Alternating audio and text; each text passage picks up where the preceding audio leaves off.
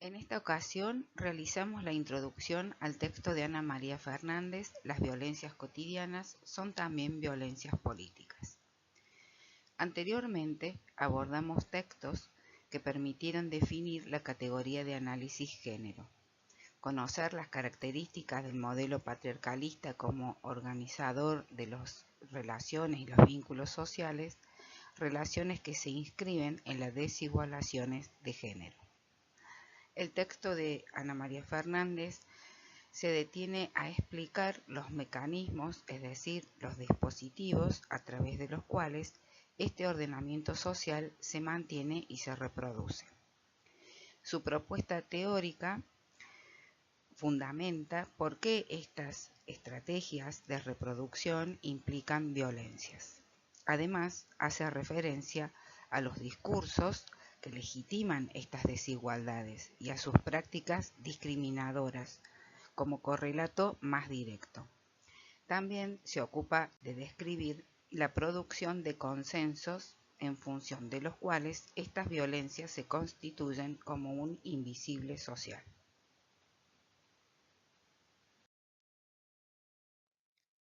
Las desigualaciones de género son producidas a través del ejercicio de la violencia o de violentamientos, que asumen distintas manifestaciones según el contexto en el cual se accionan.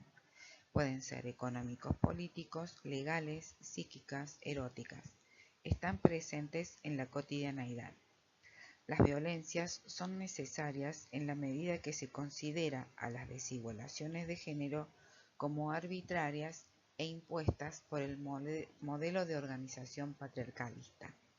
Como ya hemos visto en otras propuestas teóricas, este modelo de organización social está constituido en trayectorias históricas y se caracterizan por generar desigualdades en función de las diferencias anatomobiológicas.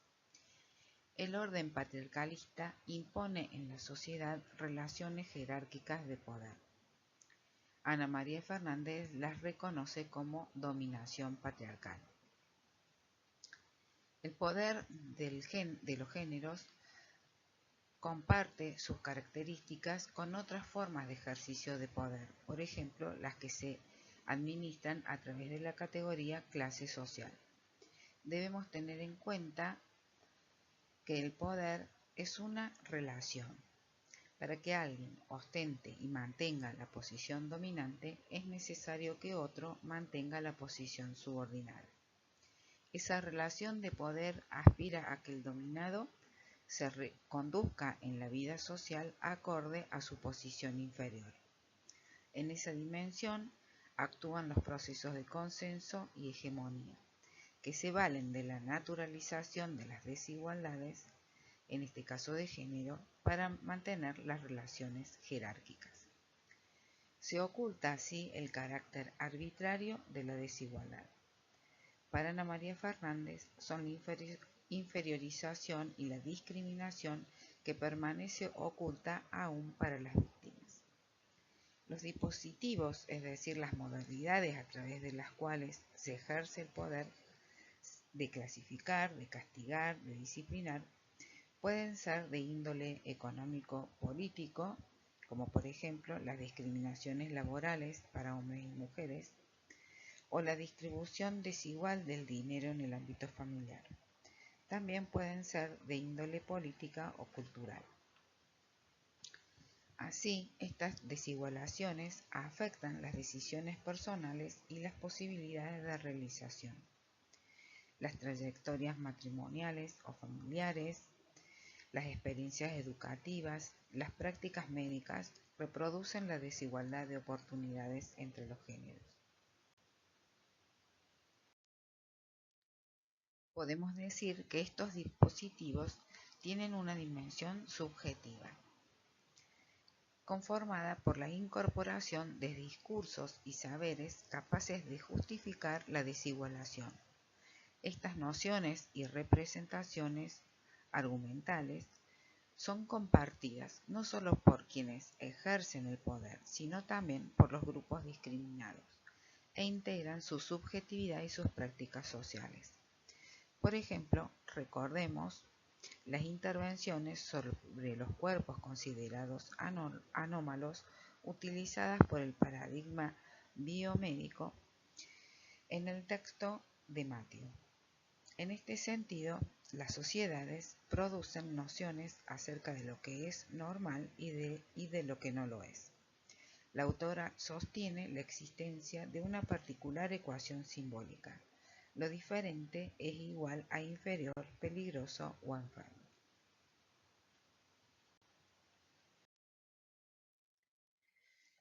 En el sistema de dominación patriarcal, más allá de diferencias históricas, de pertenencia de clase social o étnica, ciertas lógicas aparecen como inalterables cuando se trata de argumentar las diferencias entre los géneros sexuales.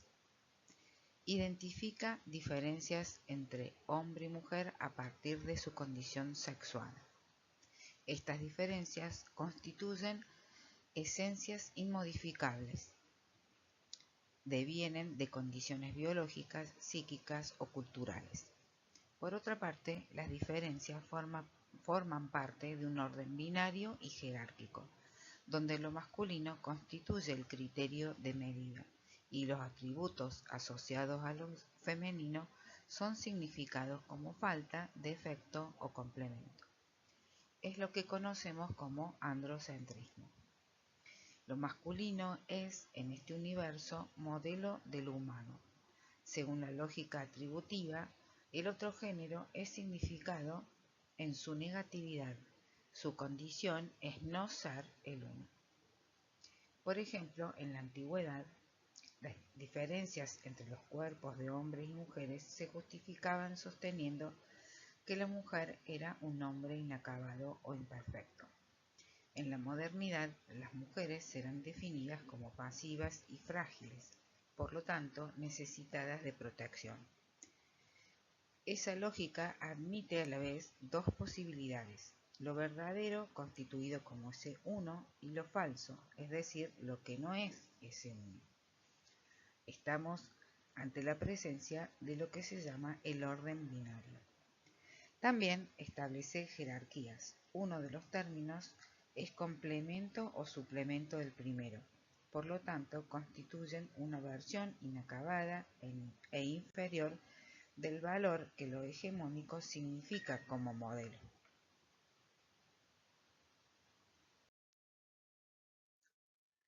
Para producir y reproducir las desigualdades es necesario naturalizar un cierto estado de cosas, un orden hegemónico, aquel conformado por la desigualdad de poder y la distribución inequitativa de los bienes simbólicos, materiales y eróticos.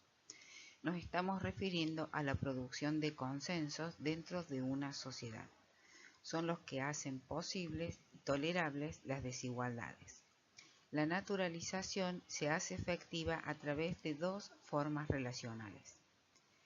Dentro de las relaciones de sentido se incluyen los discursos, las representaciones que configuran las significaciones imaginarias de una sociedad. En el sistema de organización patriarcal responden a las características mencionadas anteriormente: identificación de las diferencias, producción de esencias inmodificables y constitución de un orden jerárquico y binario. Dentro de las relaciones de fuerza se incluyen la expropiación de bienes y derechos. Los grupos dominados no acceden en igualdad de oportunidades a los bienes que producen, ya sean económicos, simbólicos, sentimentales o eróticos. De este modo, los grupos discriminados son privados de desarrollar plenamente sus capacidades o potencias.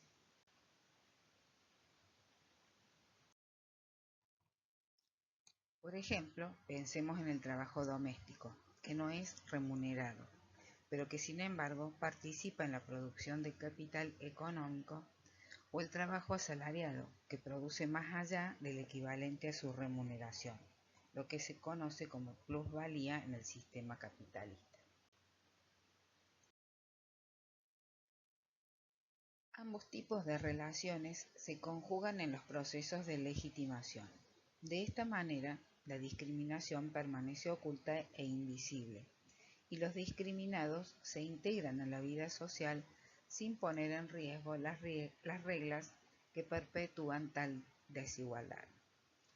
Es oportuno retomar la propuesta de Juliano cuando nos decía que todo orden hegemónico puede ser enfrentado cuando se expone la oposición entre sus discursos y las prácticas, inherentes a toda construcción de un sistema de poder, o también repensar el concepto de disciplina fabril propuesto por Palermo. Los discursos sociales, los mitos, las explicaciones religiosas o científicas participan en la imposición de esta arbitrariedad cultural y consiguen que los sujetos sociales circulen en las instituciones en un estado de aparente igualdad, pero en condiciones efectivamente desventajosas.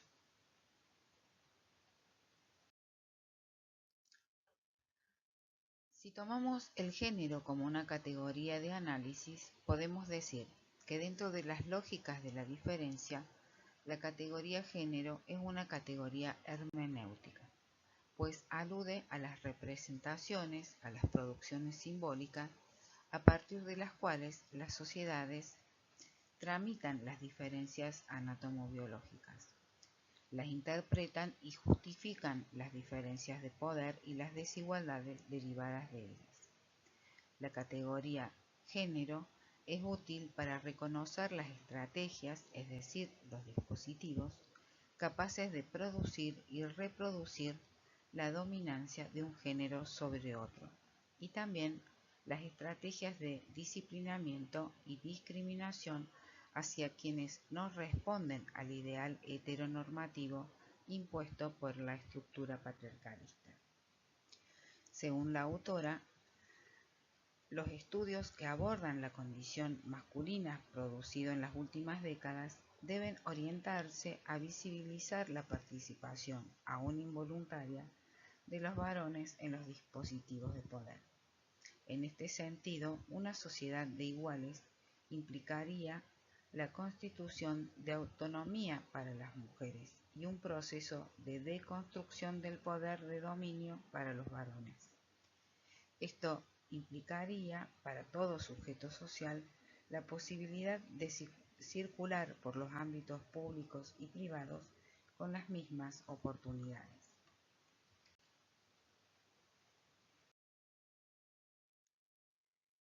Como cierre para la unidad de género, se espera que usted pueda responder estas preguntas. ¿Cuál es la estructura de carácter simbólico y práctico que funciona como un imaginario social o como una verdad imperante en la sociedad desde la perspectiva de género? ¿Cuáles son los mecanismos o los dispositivos a través de los cuales se producen y reproducen las diferencias y desigualdades de poder entre los géneros? ¿Y a qué sujetos sociales o colectivos sociales se discrimina, inferioriza o disciplina? En una reflexión sobre la incorporación de las teorías de género en el campo del psicoanálisis en Argentina, pero que son posibles de extender al campo de la psicología en general, Débora Tajer expresa lo siguiente. Repensar esos momentos en la historia de las ideas, sus dispositivos locales de transmisión y las prácticas en la actualidad pueden iluminar algunos aspectos de las formulaciones psicoanalíticas sobre el campo de la diversidad sexual, de manera de no correr el riesgo de hacer del psicoanálisis un aparato de reproducción de las bases heteronormativas de la sociedad patriarcal.